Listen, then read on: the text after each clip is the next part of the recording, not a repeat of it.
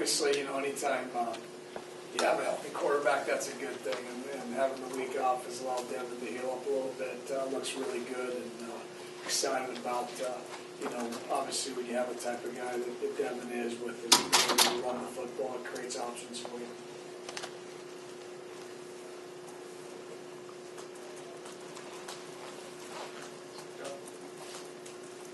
Aside from his ability or inability against Northwestern to move and really create with his legs, what were the issues in having pretty good field position a lot of times but not being able to catch?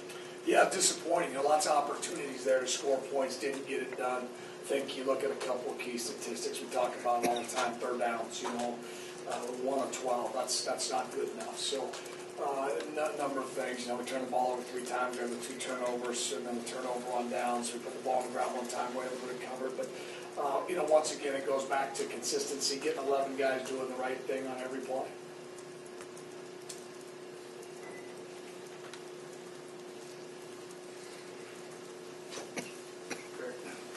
Doug, Drake Johnson gets his second chance, but I saw him bouncing carries with Davion. Would you like out of Drake, and maybe what are you looking to do with the two of them for Maryland and in the future? Well, obviously we've said all along, we were going to play more than one back, and the way the season's played out, obviously with Derek's injury, and he continues to get more healthy as we go on here. You've got Davion. Drake's done a nice job. Also, Justice Hayes done a very good job. Justice has been banged up a little bit, so that's limited him a little bit. But obviously, we said we're going to play multiple backs, and we kind of played the hot hand at the time, and we rotated them. Some of them are scripted by play because we feel some guys run, different plays better than others. Others are by, kind of possession and then who has the hot hand, so to say. Chris, was the pass protection against Northwestern as good as it's been all year from the offensive line standpoint, and how have they progressed in that area? I thought that our offensive line probably arguably had their best game of the year against Northwestern. When you look at what we were able to do at the line of scrimmage, and you look at back-to-back weeks, really, we didn't give up a sack against Northwestern. Really feel like we shouldn't have given one up against Indiana. So 2 weeks in a row, I thought as a group, offensive line-wise, protected very well, and the backs played a big part in that. We did a good job picking up third down pressures and those type of things. So I guess when you talk about all lines being on the same page, was this quarterback kind of a big, was that the problem? Would you say against Northwestern?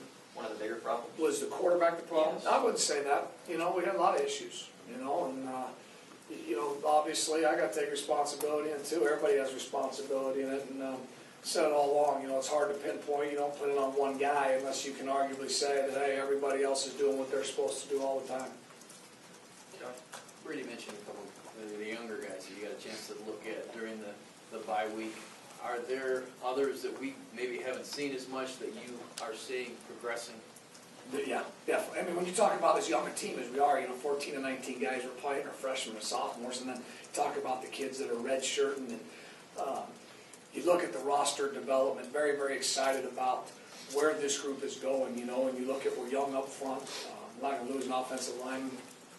How that group started to gel together. You look at the emergence of Mara Darbo, you talk about Mason Cole and what he's been able to do. The backs are young players, they're not veteran guys. So, and then you look on the field and you look at our scout team guys and some of the things they're doing. You see improvement, and then when you're able to get them really into your system and let them play with plays that they know that aren't on a card and those type of things, and let them go out and play, it was really encouraging.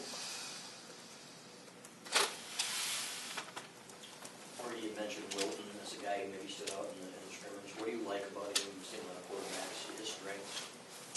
Wilton's done a really good job, I think, of grasping the system, and he continues each and every day to want to learn more. He's very eager, and talk about a prototypical drop-back passer. He understands the passing game. He understands concepts within the passing game, what type of throws to make and when to make those throws, and really was encouraged by what he did. He obviously had some mistakes and things he knows he needs to grasp.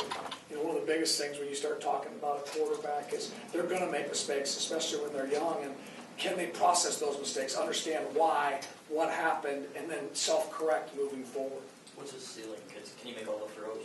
Well, I mean, I don't think you ever know a guy's true ceiling when he's redshirting and he's, you're talking about week 10 of a redshirt season. I don't think you can say what a guy's ceiling is, but I can say that as a coaching staff, we're excited about what he brings.